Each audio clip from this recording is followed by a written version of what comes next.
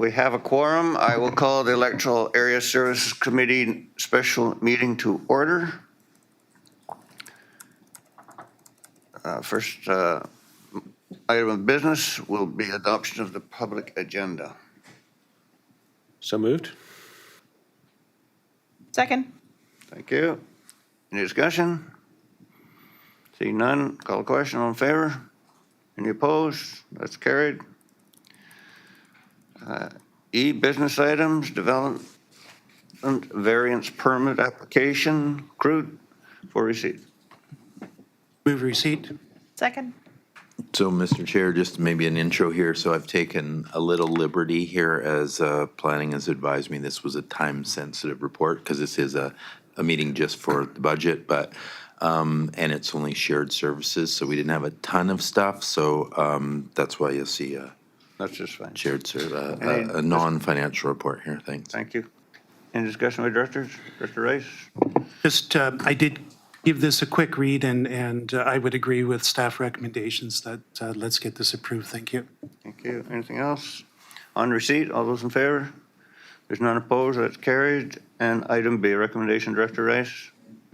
Move that the committee recommend that development variance permit DV 5D23 Croat as presented in the staff report dated December 13th, 2023 be approved.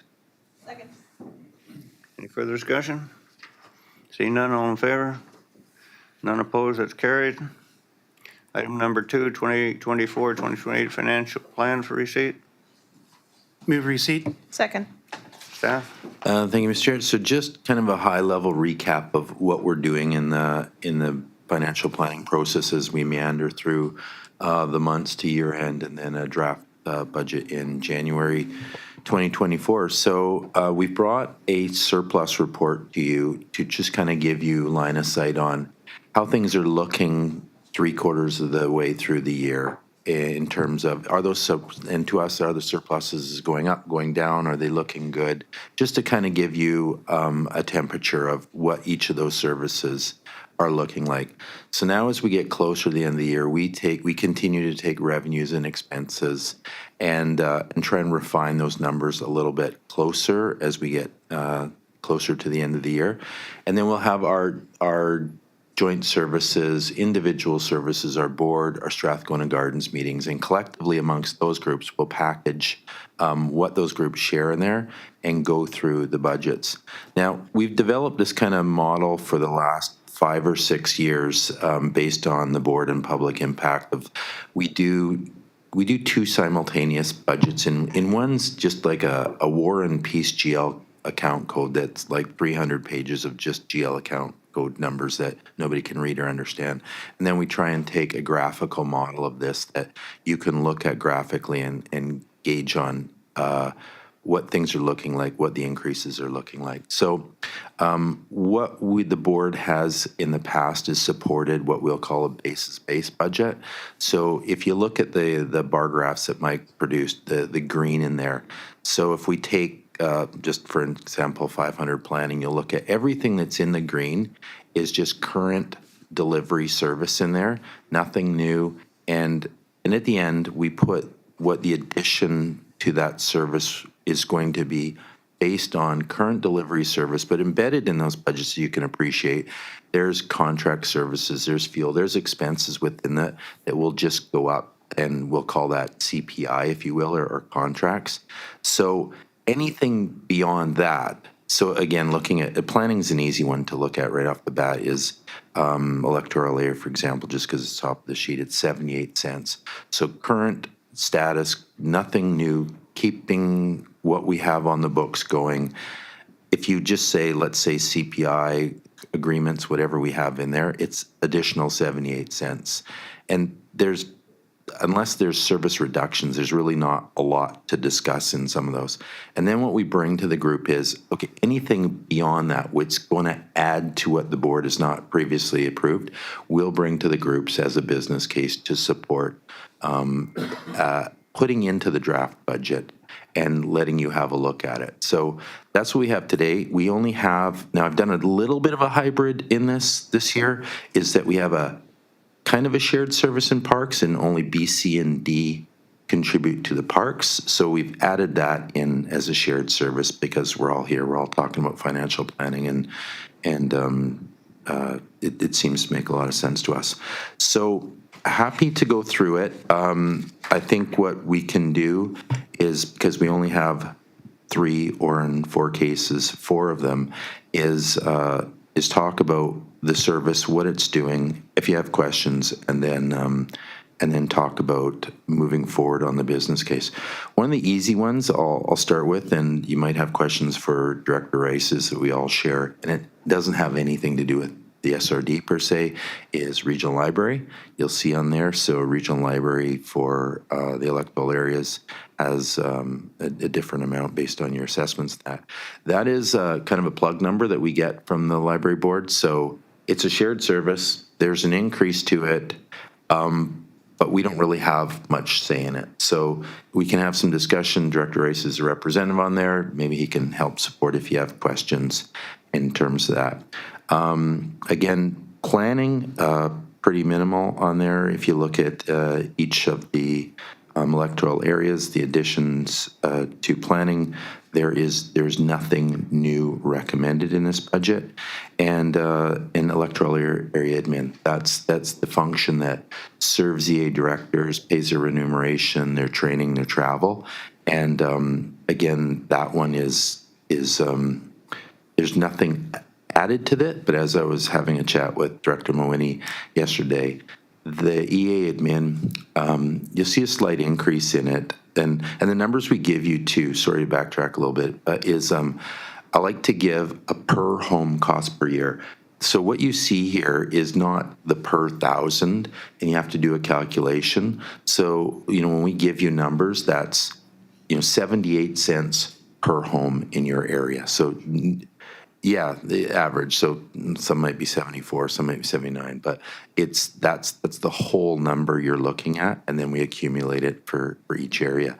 So in EA admin, I don't know if you do or you don't, but you look at it. So what happened? There's a little bit of catch up we're having in EA admin, because during COVID, as you can appreciate, we meet directors, go to training, we have meetings here, and during COVID, a lot of that didn't exist. We didn't physically meet together. There wasn't training. There wasn't conferences. So we built up a decent amount of surplus in that function, and we've bled through that in the last few years. And so now we're getting to more normalized. So it's not that you're spending more or training or going to more conferences. It's more of a catch up what you see. And so likely next year when we get through here, you won't see much, if any, other than, like I'd say, a CPI addition to EA admin. So, and again, planning, as you can see, that there's not much in there, but, I'm happy to take any questions from you, and then we can speak to the parks, because the parks is one of those things that we do have a business case for looking at for additional services on there. So maybe it's a good time to open the floor to questions about the 3 shared services and any input you have for staff in here. But of what you see here, this is just, consider it either a plug number from the contract services and or cost of living. I didn't get that. Mike Harmston has a presentation that's on that screen right now. He's gonna. Oh, I see. Okay, so anything from directors? It maybe before that was quite a large intro, but Mike has a short PowerPoint here, I think, okay. and we only got 3 or 4 slides, and then we'll just run through that and then open it up to questions. I probably said 9/10 of what he was going to say, so. Oh, I see what you're I saying. had 98%, he said. So, yeah, that's pretty much the thunder. I guess the only thing I could add is capital is treated in the same way. We do any renewal projects, we bake that in, but if it's a new level of service, that will get done through business case. We don't have any capital business cases this year.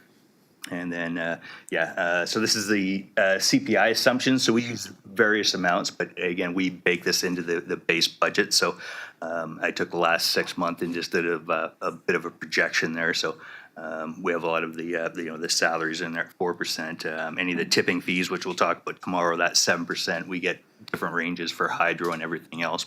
We bake that all into the base budget. So these are the factors driving the change. I think Dave commented everything I wanted to say. I'll say the electoral area administration is the one area we can't really predict expenses because those tend to come in, some of them at the end of the year. So you'll probably see that decline a bit because we do a conservative estimate. Historically, we've actually had constituency expenses have come up during the years. So there's typically been a $25,000 budget split 4 ways. Last time that was looked at was 2015, but we've only spent $6,000 to date. So whether or not that has to be looked at. There's also been some questions from directors on how we could, pay for constituency expenses. So I looked it up. They're covered by bylaw 167.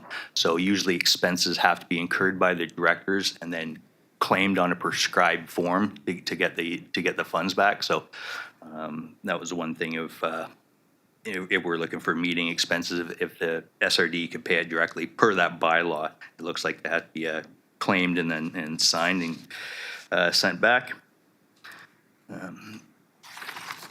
And then you'll have the more detailed charts in your packages, but these are the sum ups of the applicable changes for homes for the 3 services. And again, parks was included just so we could discuss the upcoming business case. And then again, you're probably going to see a little bit of a reduction off that just because we estimate the 130 constituency expenses and travel expenses a bit high till we know them. So we'll reduce those in January before the final budget goes out. So if I can, I just want to jump in and say a couple of things here. So one thing, there's incentive for us, there's a couple of incentives for us when you look at these numbers is we're fairly conservative in that when it comes to the draft budget in January, I would prefer they to be lower than what you see here. These are, again, our estimates. We're pretty confident in them. But in most cases, they'll be slightly lower than what you see here. But we won't know those until we get all the year-end numbers in. The other thing is we've always got this BC assessment dance about how so let's talk about EAs, how we share this. Now, all the EAs assessments don't go up equally. So there's a jug. You have a pot of money, and then the assessments come in. In some areas, assessments are higher. I think Sayward was probably higher than the most last year, and then Area D another year. So it juggles, it shifts it a little bit, but we're pretty close. So to give you a good idea of what it's looking like, we come as close as we can. We're fairly conservative. It's likely to go down so that when we bring you something, say we'd like to put an addition on here, in this case, a parks planning tech, is that you're pretty confident that adding that number will be what you see here or likely a little less.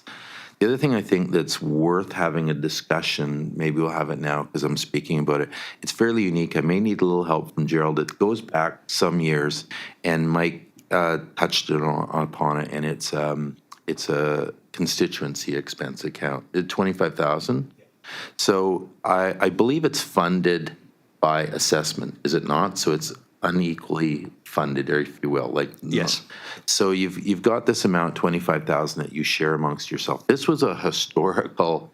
I don't know if it was a handshake deal or it was in policy, but if each of you would have 20% or 25% of that, and then if you spent more than 25% of that, you would come back to the committee and say, so let's say Mark has spent 5,000 and he has an idea, I want like to do something out of that and spend an extra 2,000. Does that make sense to you? Yeah, that's the way it works. Come back to the committee and say, hey, I'm overspending mine.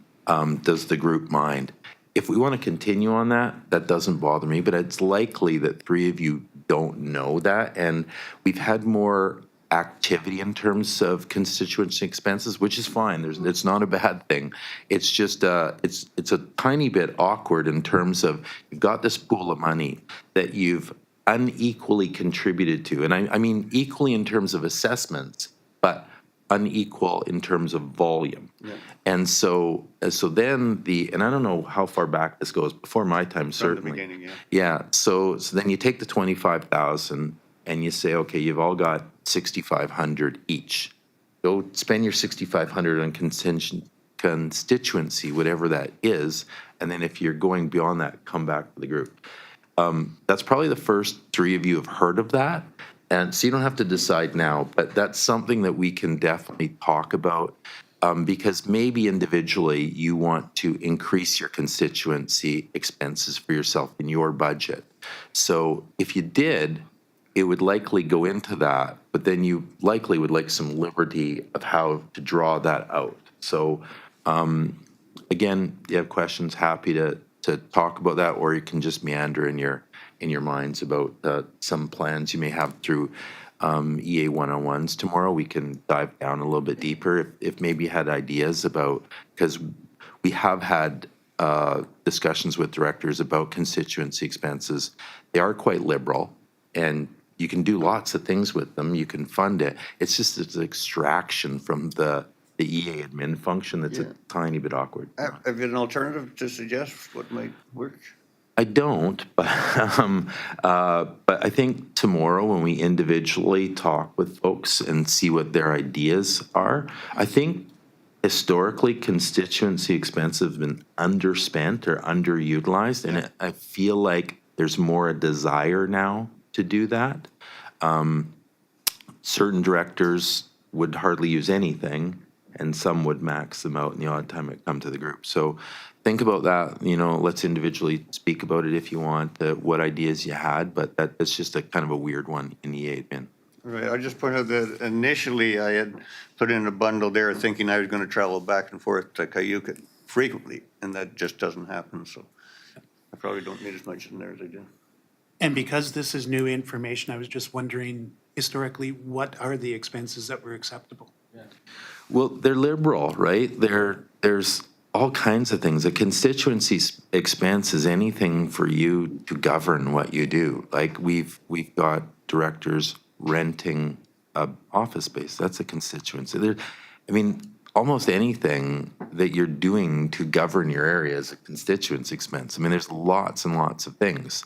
So, if you travel down to, like Director Wally just said, go to Cayuga more. If you, just for example, said you want to once every 2 months go to Victoria and lobby ministers for whatever you would like, that's a constituency expense. Renting space, things you need, conducting community meetings. These are all constituency expenses. All your office supplies? Office supplies, it's quite liberal. Again, but it was, I would say, underused.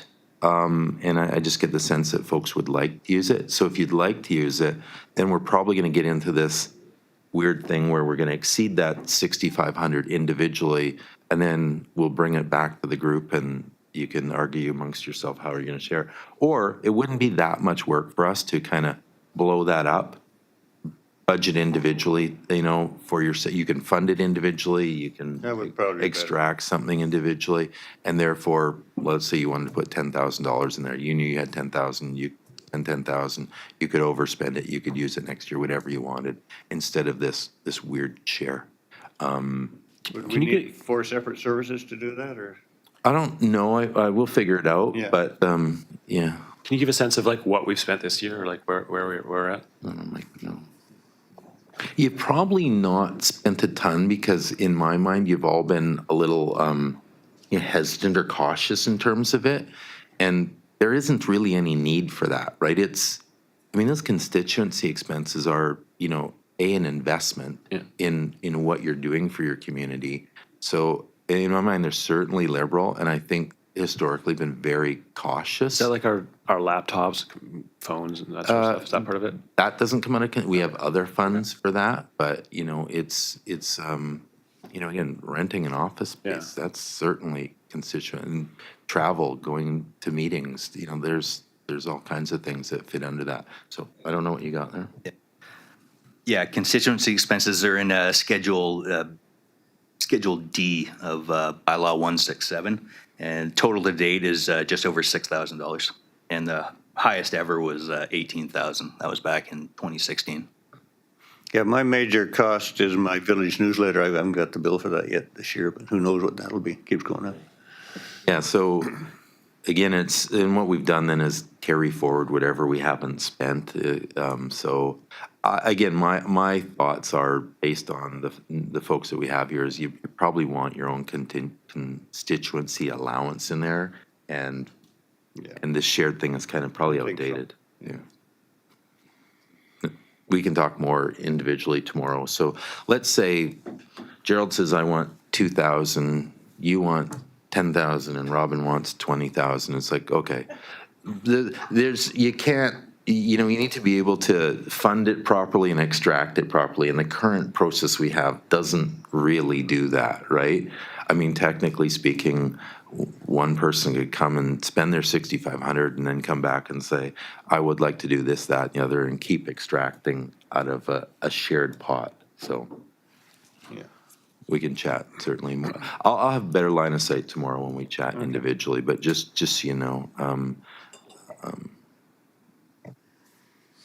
Okay, we're still on receipt. so I think what Mike has to finish his. so maybe what we'll do, just here, like before we get into the parks, I if anyone has any questions on the other three services, you want to talk about planning, library, e-admin, happy to answer those before we go to the parks. Director Winnie? Thank you, Chair.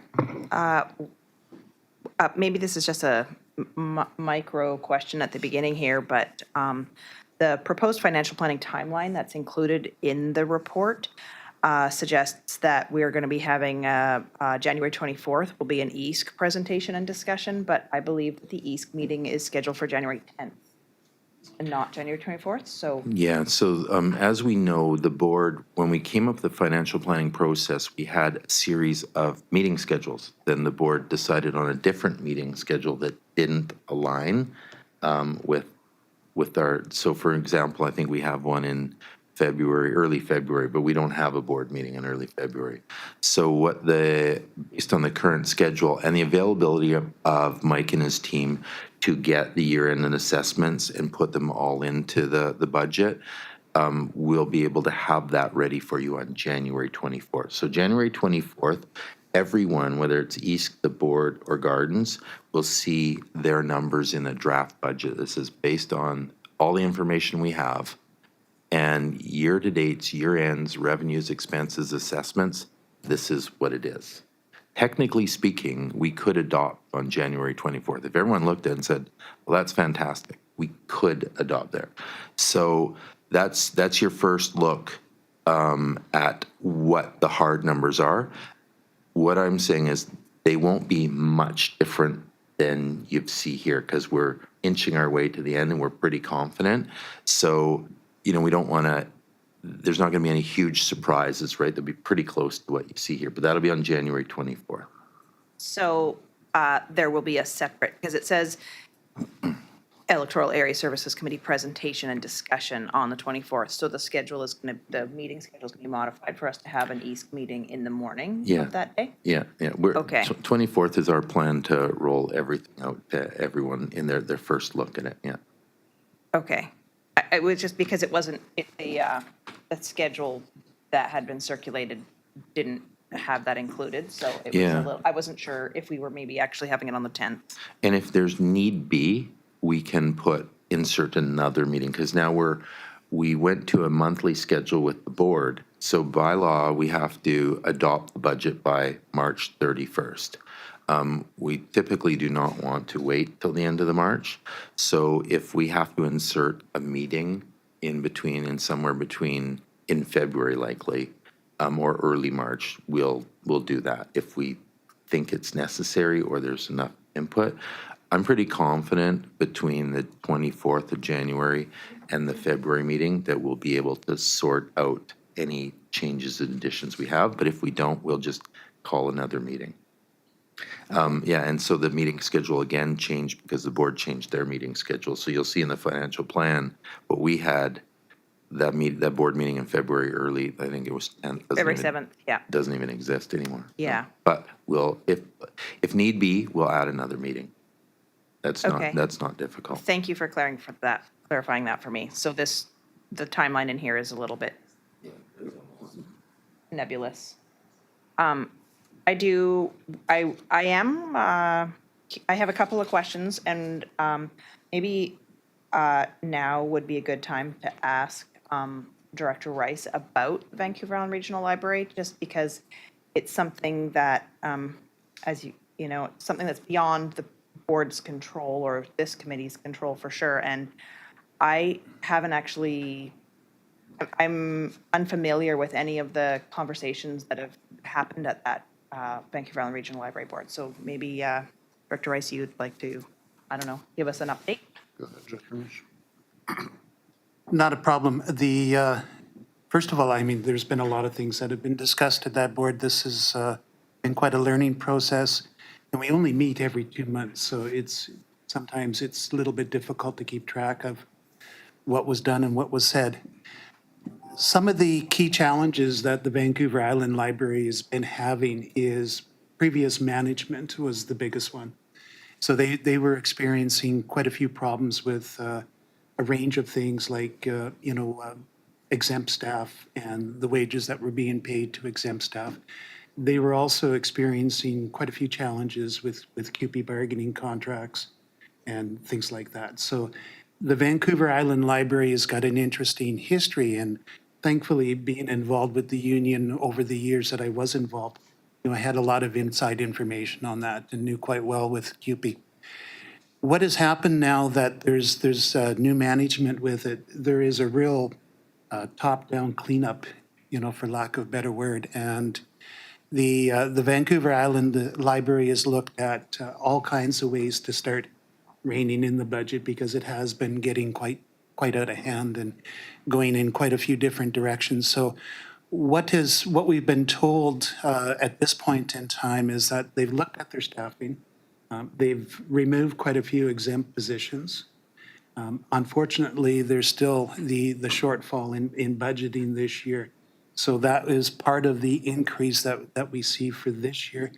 They were also quite successful with reining in the CUPE contracts, and this year was the first time that I've ever heard that, CUPE bargaining was done in a few days, and it was a very successful bargaining process. But again, that also equates to some of the increases that we were seeing because the CUPE increases were not anticipated well in the previous budget. There was also some question, and there's some in-camera information, but there was concern over the actual planning process that was being done. So they've done quite a bit of changes with that. And again, that is stuff that is still in camera, so I can't really talk too much on it. But there was, some issues with the planning, and those issues did not come forward until, new direction, new management, all of those things. And that's where it was discovered. I know that the percentage of the increase that was proposed by the executives, and that is a separate meeting, it was a very scary number. We were talking 18%, and there was a valid reason for it, and it's because, again, I think a lot of us will agree that now that we're new, we're seeing that some of the legacy that has been left to us is pretty challenging, particularly when we take a look at the legacy of, infrastructure and all of those things. And here we are as new directors taking a look going, damn, we have a lot of catching up to do. And that is part of the problem that the library is facing. One of the things that I can tell you is that when this budget was first agreed on, and that was a few months back, there was some pushback from the trustees. So the very last meeting that we just had a few weeks ago, when I was driving down, and I actually went to that meeting in person, so I got up at 4 a.m. to make it down there. As I was driving down to Nanaimo, I was thinking, I'm going to probably agree to a 10% increase and not the 18%. But when I sat there and listened to the administrative staff talk, that this is a one-time catch-up, and that's what they're hoping. They're hoping that this increase this year will bring them up to where they need to be because they don't have, reserve for wages and all of those things. So there's been some really poor accounting that has been done for quite a while. And again, when I listened to that and go, it was made very clear that, we all know that once a hand is in the pocket, it's pretty hard to get it out. They agree that, this year, if we do this increase, it makes the most sense because if we didn't do the increase, they would actually have to cut back on QP positions that they just negotiated. So that's not going to fly very well. They would actually have to cut back on services. That wasn't going to fly very well. So again, it was a very challenging discussion, very long. That last meeting went, I think 5 hours. So a lot of people were feeling kind of pressured, but again, it did pass with a majority vote that we saw it as being the best way forward. Let's do the increase now. Let's get it over with. Next year, let's take a look at bringing those levels down to something that's a little bit more realistic. So I'm, again, never happy with the increase, but I think it was the best decision. Happy to answer any questions. Just, So if I might just say, John, do they publish minutes after the meetings? I'm not really sure. I don't. I don't know either. Not sure I've ever read them, but I can't say I've ever looked for them either. But just the little history lesson for everyone except Gerald here. The library's always been a bone of contention when it comes to the board because it's just this number and it's typically been high and it's been contentious. I'm happy to invite Ben Hyman. He's the CEO of the library to present to us on the 24th and kind of support his justification. I'm certain he would. Good point, and I should have been a little bit more prepared for this. I believe that they sent out some speaking points. So I'll go back and take a look in my email and see if I can find those speaking points. And if I don't have them, I'll request them again. But again, this was not an easy decision for the trustees or the executives. And it's one of those things where I think, again, as new directors, we can appreciate, you're looking at sewer that, could have been handled better. I'm looking at water that could have been handled better. We're still looking at the gardens that could have been handled better. So we have a lot of legacies that we're playing catch up on. Yeah, no, I was just thinking when I was asking about minutes, even the talking points would be a good idea just to bring them to the board when they're available so they have kind of an update of what's happening. We'll consider that a dry run because you can do exactly the same thing at the board because they'll have the same question. So well done. If you got anything else, for sure, board. And I'm happy to invite Ben to a meeting so he can dive into what it is. And I think what you'll get a feel for here too, like if you look at last year, I think last year I would say as a whole in the SRD, it was a bit of a catch up in a number of things. And now you're kind of seeing what relative numbers will be. So, when the library is looking at, 13, 14 bucks in your areas, you kind of have a feel of what $14 is in some of the services. You can, like we're planning, we're 78 cents. And, so I think it kind of gives you a feel for, what impact $14 is when sometimes you can look at an impact of, $2 and you'll understand what that $2 does. So. Did you have something else, Robin? I just had a quick follow-up for Director Rice, and that was, you mentioned a couple times something about exempt positions, and I'm not familiar with that term. Would you mind explaining it? Yeah, because these are union positions, there are unionized positions, which are QP positions, but management is exempt. And usually, in terms of the unions, they get quite upset with the exempt positions because quite often that's where they make a business case that exempt positions are paid so much better than the QP bargain positions. So that is something that the library was quite mindful. So I believe that they actually removed 5 exempt positions. So right there is probably over $500,000 a year in salaries. Do you know, just off the top of your head, what the library annual budget is? The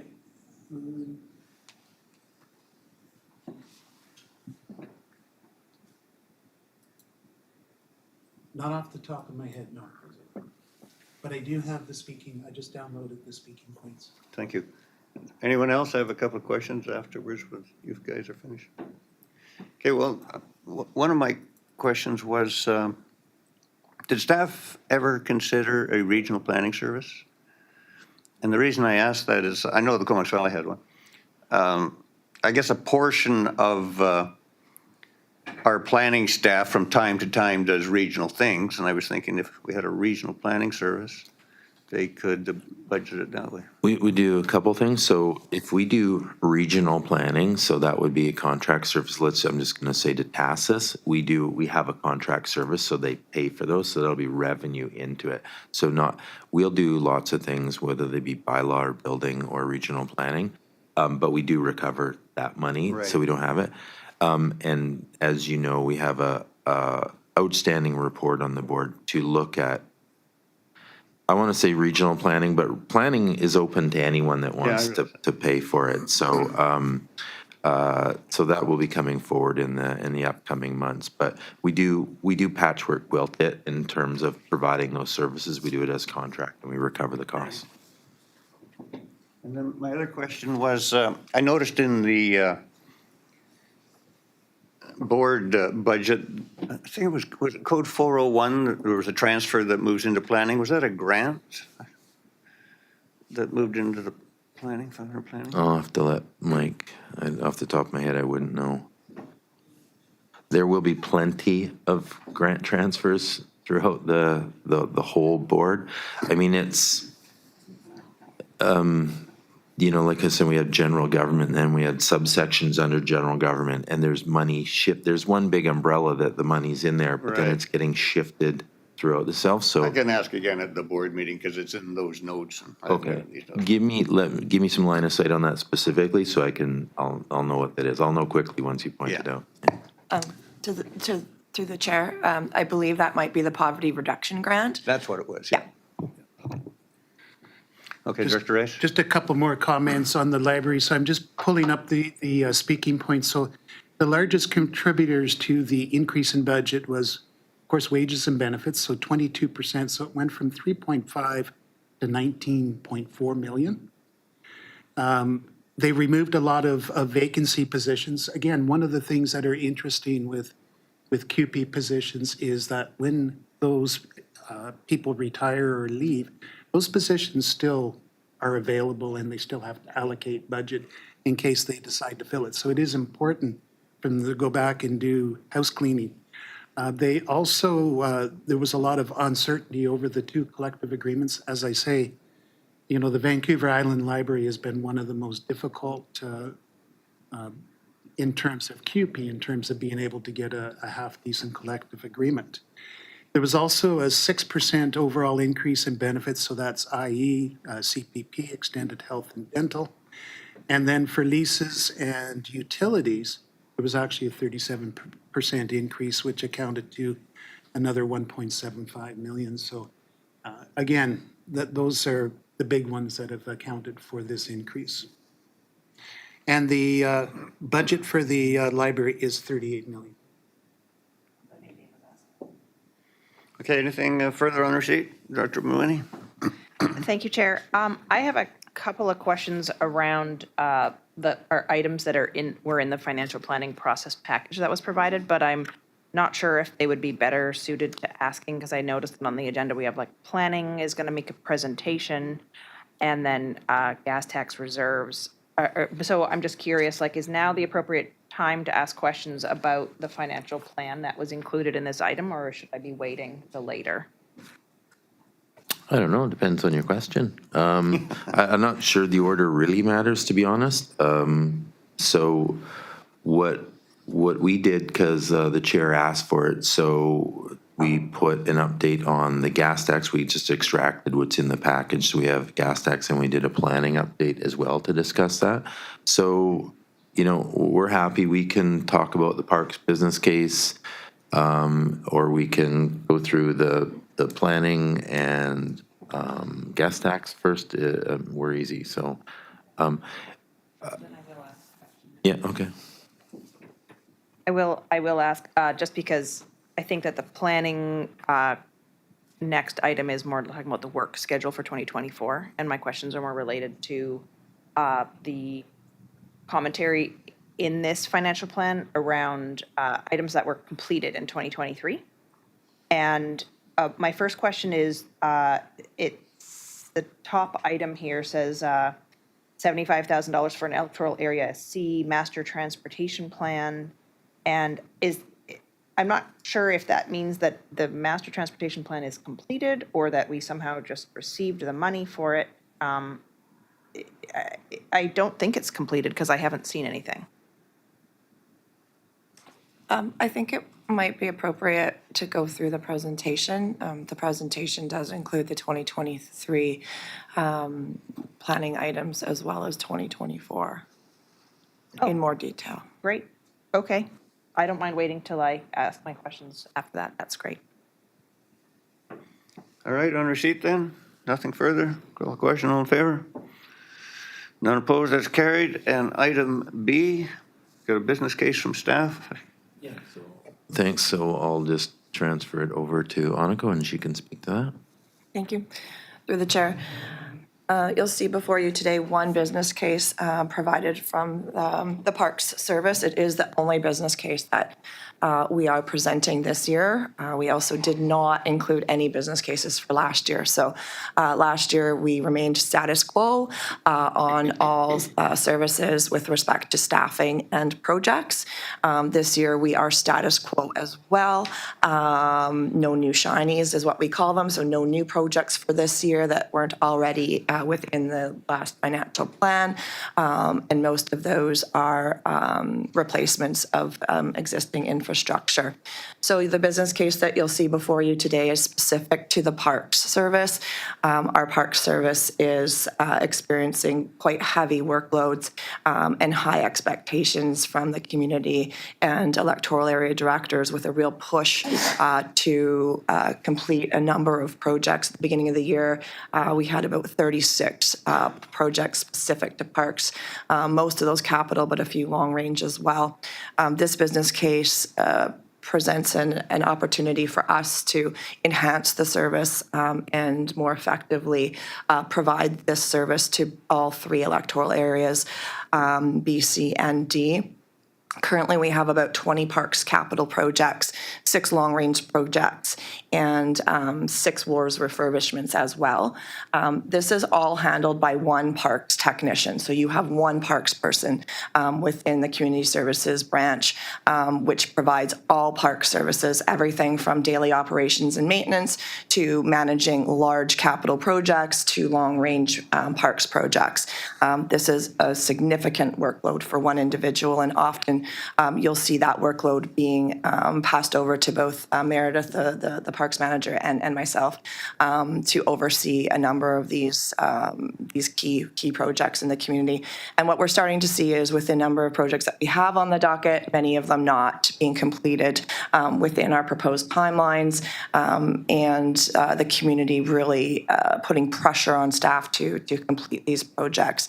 It's our hope that with the addition of a parks planning and project coordinator to our department, that we will more effectively be able to manage these projects and complete these projects in a more timely manner.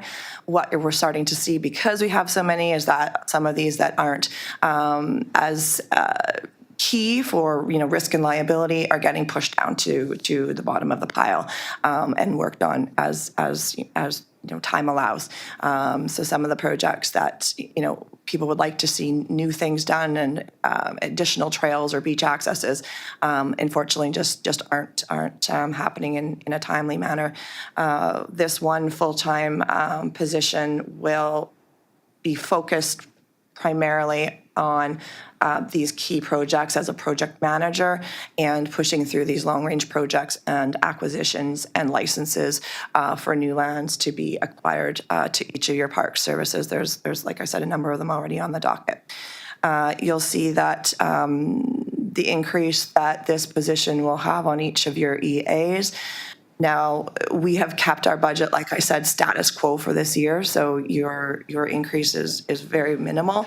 What you see on the screen now is the increase all in, so this is everything, everything from maintenance operations, existing projects, and a new position, a new planning or parks position.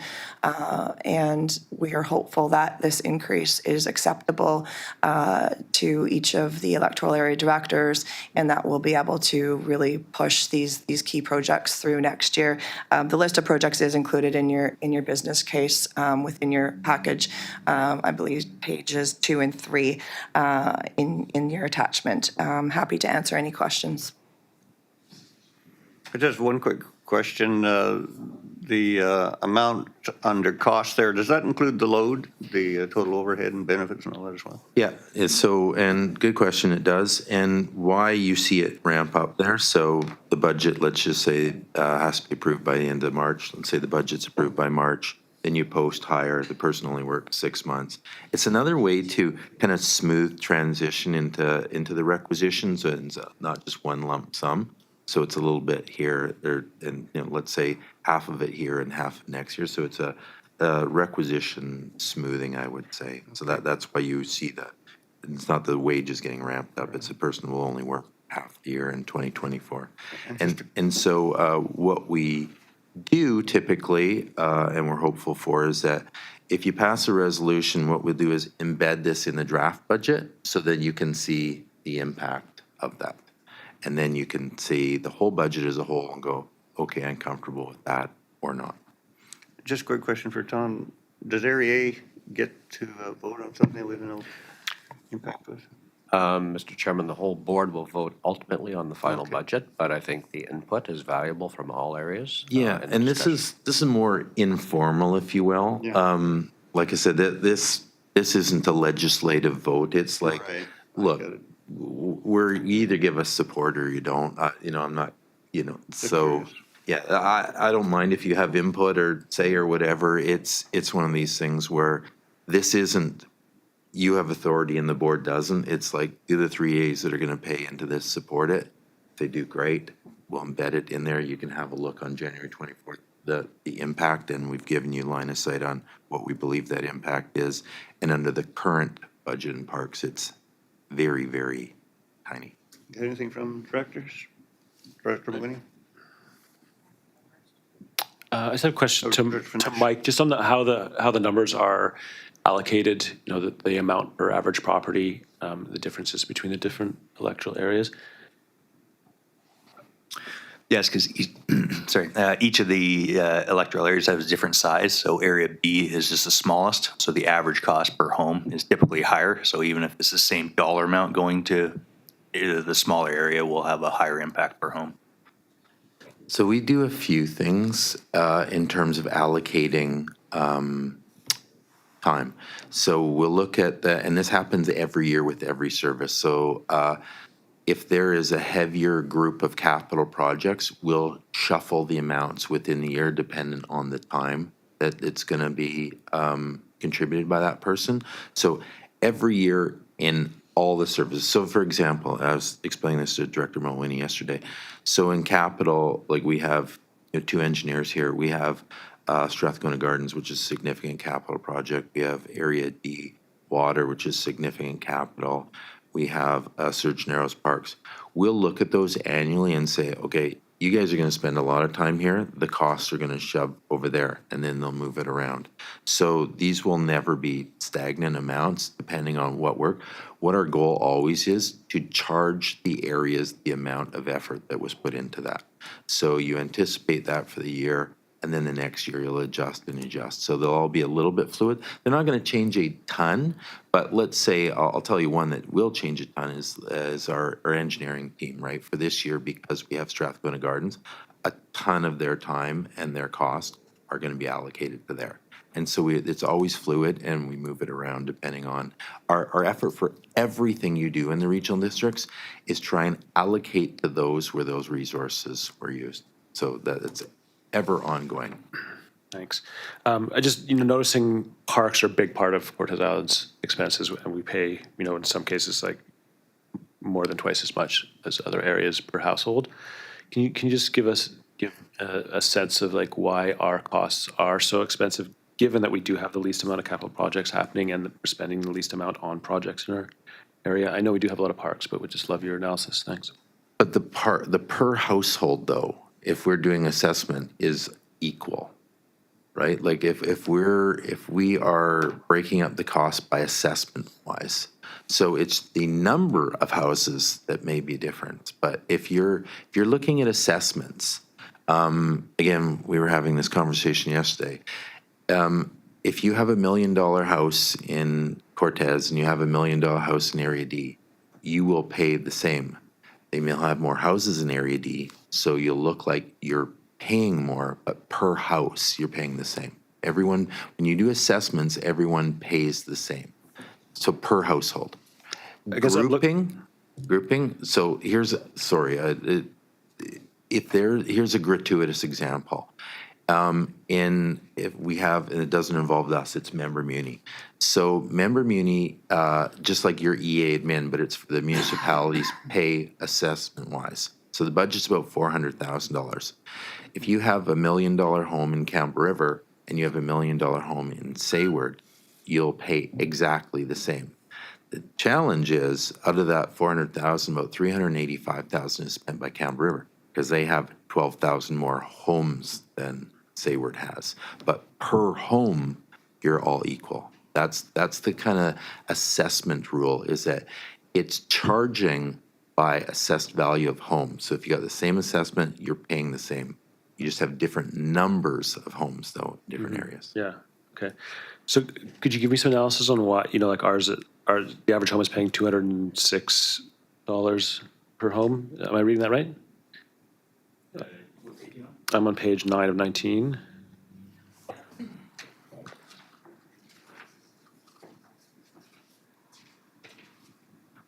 But yeah, Dave alluded to it. So there are two different rates. You look at the mill rate is what is the tax per 100,000, and then typically the Area B homes may be worth less than Area C homes. So they'll each pay the same rate per 100,000, but because one home is worth more than the other, that will have a higher amount. Is that making sense? And then, like I say, Area B is with a small population. So if you take the same cost and you divide it by the number of homes, each home will pay a higher amount, even though they'll have the same mill rate. So am I reading it right that the average home in Cortez is going to pay $206.09 per home? For parks? Yeah, that would be correct. And Area C, for example, is paying $90. And we have 804 properties or something? Yes. So we're bringing in roughly 166,000 through Cortez. Yeah. Okay. And now when you look at the opposite effect will happen too for, if you go back to like constituency expenses, right? Area B will pay less than, like I say, just with the split, right? So if you put one lump sum, it all depend on the assessment values. Okay. So, but I'm reading it, we're roughly, Cortez has a tax requisition of $206 per home, roughly 804 homes, I think. We've talked about that before, so that's like 166,000 that we're contributing towards parks. Yeah. Yeah. What the majority of regional districts do is always assessment splits. I mean, I'm not saying it's a perfect system, but it's the easiest way to assess people's wealth, if you will. I know that's a sensitive word. So that we're all paying equal based on our property wealth. And again, no matter where you live, the factor is, though, how many homes are there to pay. But individually, again, if there's a home in Sayward that's $1 million, a home in Quadra that's $1 million, and a home in Camp River $1 million, their SRD tax bill will be exactly the same. And then what we will do on that, though, is when we allocate staff time, as I said, depending annually on what's going on there, we will shuffle those a little bit, because we want to ensure that who's getting the service is paying for that. Yeah, we have another meeting at 11, so we got to scurry along here. So on item B, could we have a motion, please? Yeah. Thank you. This is regarding the parks position that's being discussed right now. And it sounds like there's quite a lot of long-range projects that would be really benefit from this support of this position. And I guess I'm wondering, seems like at the moment it's a full-time full-time position that's like ongoing into the future forever. Would it make sense to consider looking at it for like a 3-year term and then reassessing to see if a lot of the long-range projects were completed in that time, would it still be necessary to have this second position on an ongoing basis? Thank you for that, through the chair. We are barely keeping our head above water. And I think that even with a full-time position and a number of these projects being completed, we're still going to have just as much work, if not more. We are expanding a number of our facilities and, bringing in new parks and trails on a yearly basis.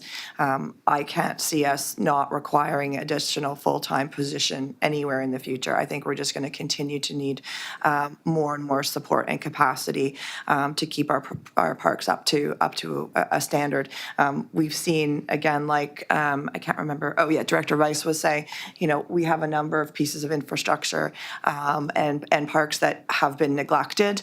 We have a number of inactive parks that nothing has happened with. And so none of that is even being contemplated in this existing business case. So, I could add probably another full page of things that you'll start to see in upcoming financial plans. So each year we try to say, okay, well, most of the focus is on the next year, but once we start realizing our capacity, we'll start populating future years in the financial plan, and you'll see that I guarantee you we're going to stay just as busy, in 4 years as we are now. Thank you, I appreciate that Director explanation. Rice? Thank you, Aniko, for some of that. I do want to just chime in on that. When we're talking union positions, it's very challenging to hire a union position that's short-term. That's not very attractive. Parks positions are one of the more competitive positions that are out there. So all of the municipalities and regional districts are, competing to get people for these positions. So it is really important to make the job look attractive, make sure that the job is going to look like it's long-term, all of those things. And that's the way that, governments have been able to successfully recruit people, is by making those jobs attractive. So I think if we were thinking, a 3-year term, you might find that you're not even going to fill that position. You want to make a motion, Director Rice? Yes, I would like to make a motion that the committee that the business case for the Parks Planning and Project Coordinator position be approved for inclusion in the draft 2024-2028 financial plan for presentation at the January 24th, 2024 meeting of the board. I'll second that. Anything further? See none, all in favor? None opposed, that's carried. Planning projects for 2024, staff? So maybe, Mike, if you want to, planning will do this. And again, I hope, Gerald, this is fills your request Yep. for us. So That's what I have in mind. we've extracted that out. And if it doesn't, let us know. Thank you, through the chair.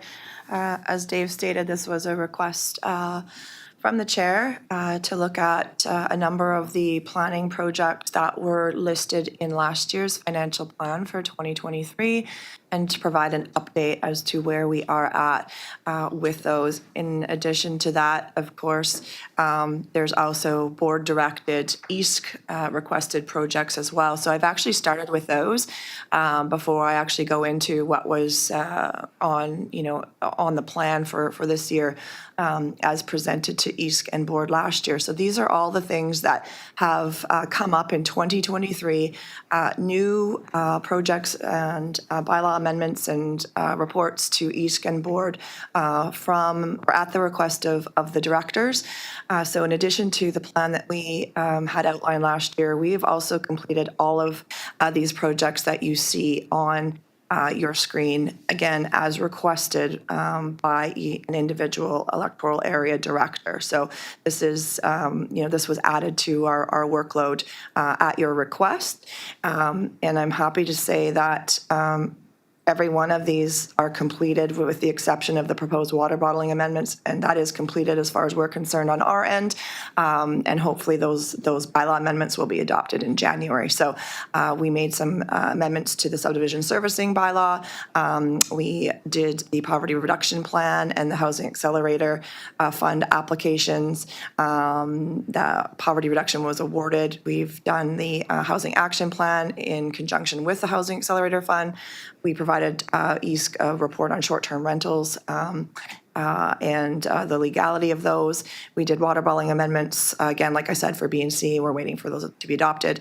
Electoral Area C parking regulations, that was presented to EASC. We did water bottling amendments for Area D, and those were adopted, as well as backyard chicken amendments for Area D.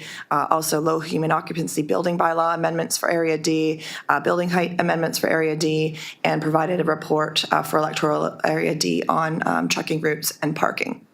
Next slide. I wonder, Aniko, if you could just, off the top of your head, give us a brief touch on some of the major projects for '24. I know you've got some OCPs you're going to work on and some Yep. zoning bylaws. Yep, that's coming up. So just quickly highlighting what was in your 2023 financial plan. These are the projects that you saw listed within that last year. The land use software replacement, we're in the implementation phase for that. Completion should be February. Planning and procedures and fees bylaw draft, the draft is complete. We're hoping to have that forward to EASC in February. Maybe actually January, we'll see what gets on the agenda for January. Floodplain assessment project, we've submitted a grant. We're waiting to see if that gets awarded. That will inform the floodplain bylaw that we said we would like to review and draft and update. So we actually do have a draft of that bylaw, but we're waiting to see if we get funding to actually do the mapping as part of that, which will inform that bylaw and provide setbacks and elevation requirements addressing floodplain within the entire regional district, actually. The Area B Cortez zoning bylaw review, we completed a survey on that and are now in the consultation phase. We're actually on Cortez on Monday for some consultation there, and that went well.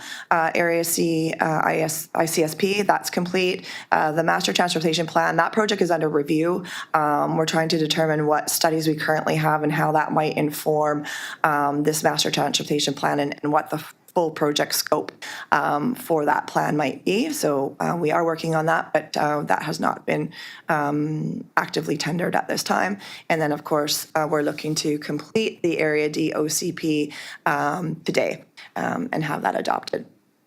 I'm also just added for your information, these are the development applications that we have processed this year. So these are the current planning projects, mostly a lot of what John does from his desk. So you'll see the number of applications for this year. So these have all been, most of them are completed, some of them are still in process. A few of the OCP and zoning amendment applications are still in process, but for the most part, and the Board of Variance is still in process. But yeah, overall, there's about, I think, 66 applications that we've either completely processed or are continuing to process through to next year. Next slide. Can I just ask you a question on that last one? Yep. That floodplain management bylaw, was that the one where White and Salmon Rivers were exempted? We're exempted? Exempted, yeah, weren't in it. No, they have provincial mapping, but the information is still contained within this floodplain bylaw. Okay. Yeah. Okay, so 2024 projects, these on the top, the top paragraph there, those are the new projects for 2024. And of course, I also just added to this slide those projects from 2023 that we are carrying forward through to 2024. But we've already talked about those at the bottom. So the new projects, commencement of the Area C OCP, so we're looking to do that sometime early 2024 and hopefully complete by December 2024 or early 2025. We're doing the project management for the poverty reduction plan with our consultant, and that is to be completed in June of this 2024. We're likely going to be working on housing legislation amendments to likely both the OCP and zoning bylaws, plural, so we have a lot of those, and looking to potentially adopt those in mid-2024. Also probably needing to look at the short-term rental legislation and incorporating language into the OCP and zoning bylaws to address the short-term rental issue and the legislation that is potentially coming forward. And then we'll also be preparing for the Area D zoning bylaw review, which is slated to commence in 2025 and hopefully be adopted prior to the end of that year. That's all I have. Thank you, Annika. That was very good. Anything from directors? I have a question. Zoning bylaw reviews and OCP reviews. Is it typical that an OCP review precedes a zoning bylaw review? It depends on where you are in the process. So with respect to your electoral area, you do have an OCP, which is relatively new. The zoning bylaw has not caught up to your official community plan to date. And we know that there are a number of regulations within your zoning bylaw that need to be addressed and updated. Most of what may potentially be updated within your zoning bylaw will continue to be consistent with your OCP, so we don't see that as an issue. The zoning bylaw will bring itself, the regulation, into alignment with your policies of your OCP, and where there is any inconsistencies, your OCP can be amended following your zoning bylaw review. But like I said, with the age of your OCP and the age of your zoning bylaw, it's not inappropriate to be in this position. And some people I know in your community are thinking, well, is this kind of backwards? Because you want you want to do your OCP, your visionary statement, and your policies, and all of the things that guide land use, and then do your regulation. But in this case, your OCP is much more advanced than your zoning bylaw. And what we'll see is what came out of your OCP review, if you had done that, would have informed your zoning bylaw, but you're already talking about that at your zoning, throughout your zoning stage anyways. And so you're taking the visionary stuff and talking about it during your regulatory review. I don't know if that answered your question. Yeah, I think so. I think our OCP is 12 years old. Is that right? Actually, 12. 5139. Okay. Yeah, 2012. Coming on 12 years. Is that older, or like how does that compare to the other electoral areas? Yeah, it's newer than most. Well, until today. The Area D OCP is, 1996. So yours is, Mine are probably 20 years old. yeah. Thank you. Anything further, Director Winnie? Thank you, Chair. My question is around one of the items that said it was completed in 2023, and that was the Housing Action Plan. And that was the question that I had also based on the notes that were provided in the financial plan. I know that some semblance of a housing action plan was written as an inclusion for the Housing Accelerator Fund application. However, there was never like a written report or any consultation with the area directors prior to or since that time. And in September, I brought a motion to EASC, which was supported, and then again at the board in October, asking for a housing action plan, which was focused on rural areas. And I'm just curious how it's being kind of stated that the housing action plan is complete when, to my mind, there isn't actually a substantive housing action plan.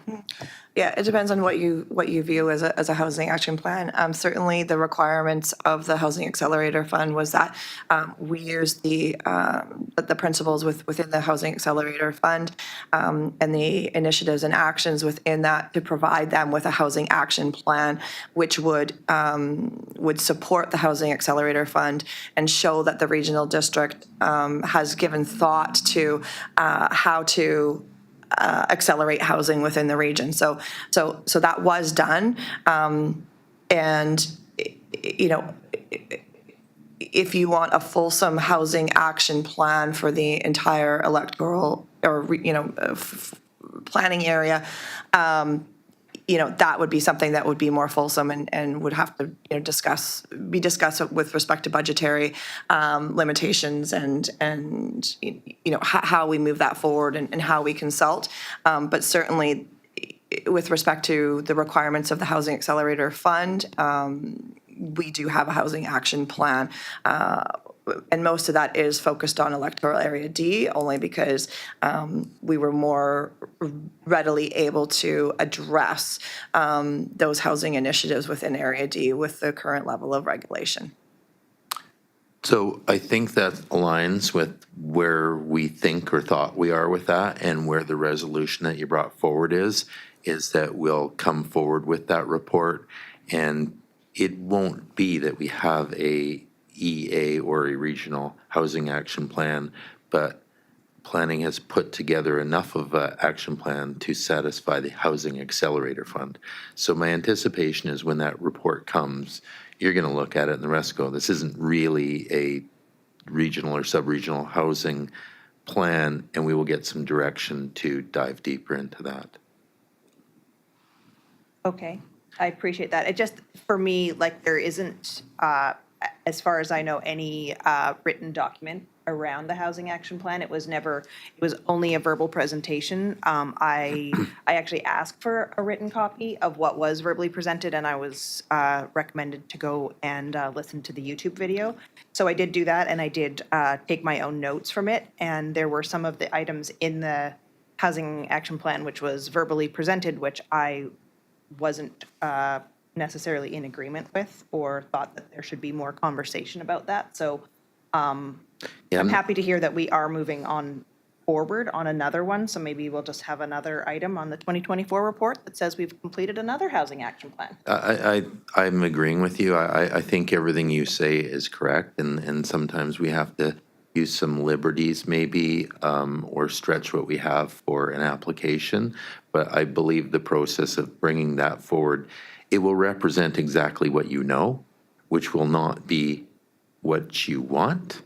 And then we can get direction to move forward on a real housing action plan. I wonder if I might ask, when we have a verbal staff report of that nature, if we could have in the agenda the actual provincial government document, so we'd have something to look at. We typically would. Again, the housing action plan. So, like, you've been here a long time. Did we have a nice bound housing action plan that developed from years past? I mean, we never talked about any kind of housing action plan in the last 10 years. So then opportunities present themselves in a short period of time, and they require certain documents. Typically, if we had that, it'd be nice you pull it off the shelf and we would include it in an effort to satisfy the application. We liberally say we have something and we piece these things together.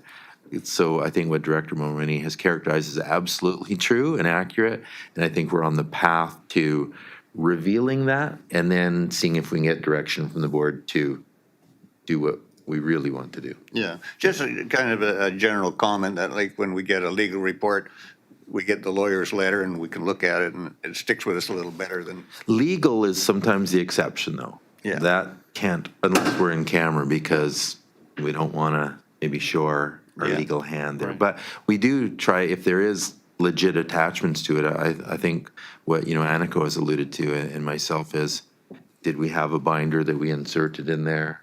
No. Are we there? No. But we're on that path.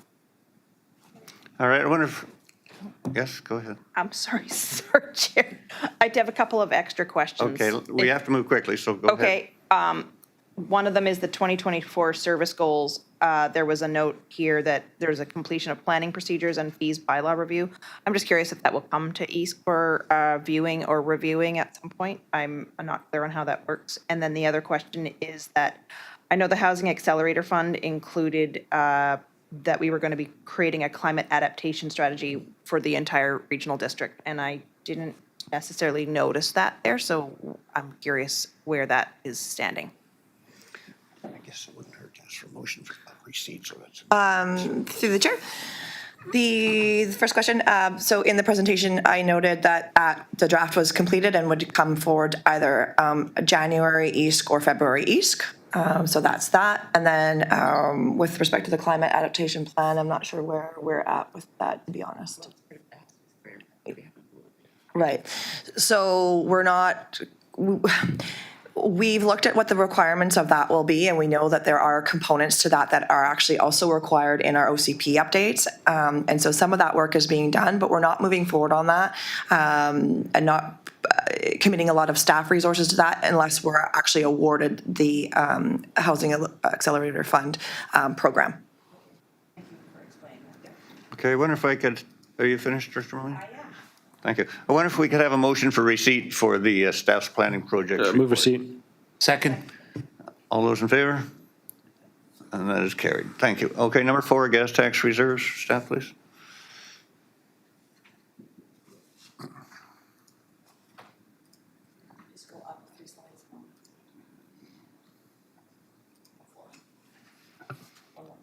So I didn't have a specific notes or anything on this, but happy to answer any questions. So if I may jump in here, to kind of understand expectations here, is that gas tax is kind of an ongoing process as we've seen as well. So it wasn't the intention that staff would come here and hit you with a bunch of gas tax new ideas. Tomorrow at 101, if you have some, bring them on in and we'll add them to the list. But this is a list that has been developed over the years and it's current with allocations and partial completions or what have you. So there's nothing new that we've added for today, and tomorrow's your opportunity to, if you have ideas, to bring them.